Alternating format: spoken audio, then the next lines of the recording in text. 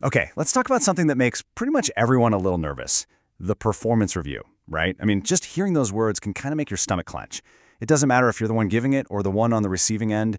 It's this universal thing in the corporate world that honestly is usually misunderstood. So today, we're going to pull back that curtain. We're going to see how the whole game is changing from that dreaded annual review to something, well, something a lot better. This quote just absolutely nails it. For a manager, it really is like walking a tightrope. One wrong word, one misstep, and you could completely demotivate one of your best people.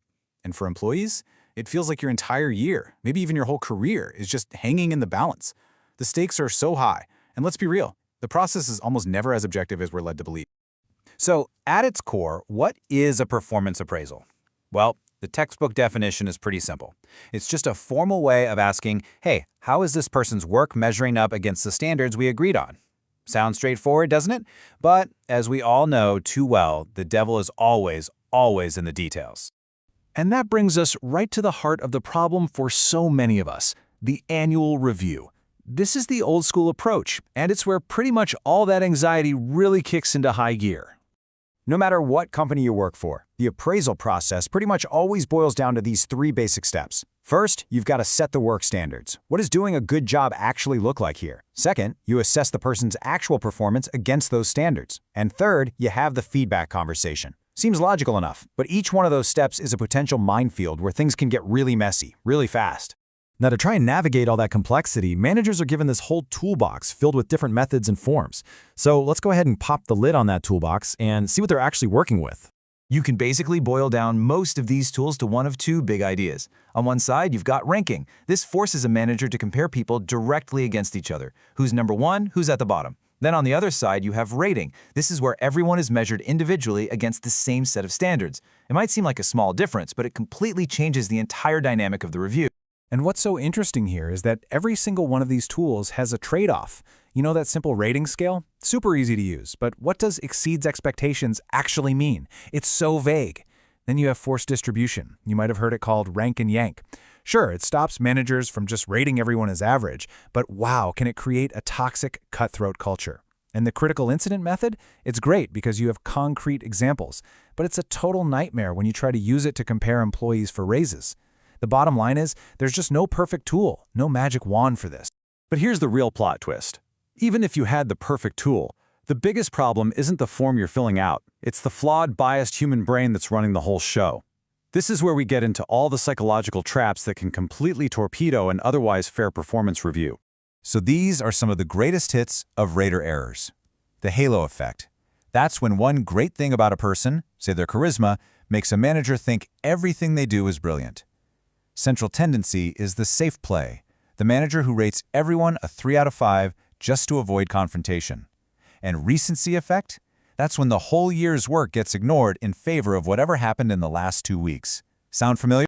Let's just zoom in on the halo effect for a second, because this one happens all the time. You've got an employee who's always really well-dressed and super personable. That positive halo can unconsciously trick a manager into rating their actual job skills, like their technical abilities or their creativity, way higher than they deserve to be, even though those two things have absolutely nothing to do with each other. And then we get into the really thorny issue of bias, which is often completely unconscious. I mean, the source material points to studies showing that some male managers might actually rate their highly competent female subordinates lower than less competent ones.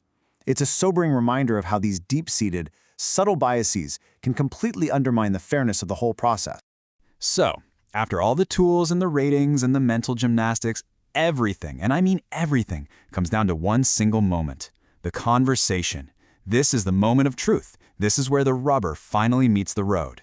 So how do you make sure this conversation is actually productive and not a total disaster? Well, it really boils down to 4 key rules. Number 1, use data and examples, not feelings and drama. 2, compare their performance to the standard, not to their coworker Sarah. 3, make it a two-way dialogue, not a monologue. Ask questions. And number 4, and this one is so important, you have to leave with a clear, agreed-upon plan for what comes next. Of course, even if you do everything right, the conversation can still go off the rails. Which brings us to that question every manager dreads: what do you do when the person in front of you gets defensive? The number 1 rule here is simple. Don't pour gasoline on the fire. First, just understand that defensiveness is a totally normal human reaction. Don't fight it. Instead, you just gently steer the conversation back to the objective facts.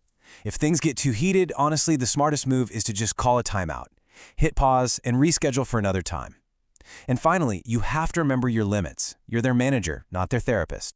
So because of all these issues, the anxiety, the biases, the awkward and unproductive conversations, a lot of really smart companies started thinking there has to be a better way.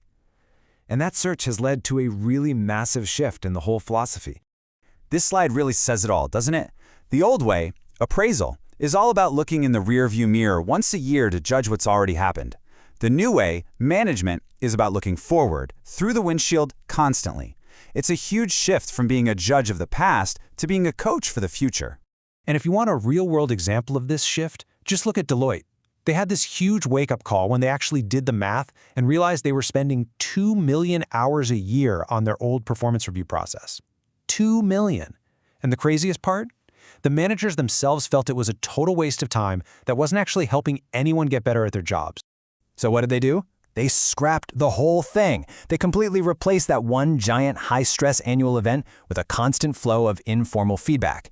Then, at the end of every project, the team lead just fills out a quick performance snapshot. That's it. And this question gets right to the heart of their new approach. They got rid of the abstract 1 to 5 ratings and started asking real-world, practical questions. Based on what I just saw, would I want this person on my team again? It's so simple, so direct, and it tells you everything you need to know. It's not about judging the past, it's about making a decision for the future. So that really leaves us with one final question for you to take back and think about at your own job. Look at the process you go through. Is it just a once-a-year chore, a box-ticking exercise to keep HR happy? Or is it a living, breathing system that's actually designed to help people learn, grow, and succeed? Are you just appraising, or are you truly managing? Because that one little difference, well, it changes everything.